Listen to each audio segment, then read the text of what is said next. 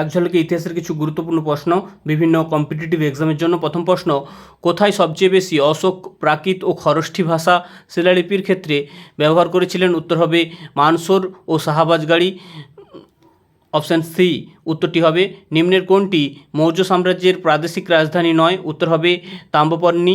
পরের প্রশ্ন, লোমস ঋষি গুহা বিহারে অশোক কাদেরকে দান করেছিলেন? উত্তর হবে অপশান এ আজবিক সন্ন্যাসীদের। পরের প্রশ্ন, মৌর্যদের রাজধানী কোথায় ছিল? উত্তর হবে পাটলিপুত্র। পরের প্রশ্ন, অশোক কার উত্তরাধিকারী ছিলেন? উত্তর হবে বিন্দুসার।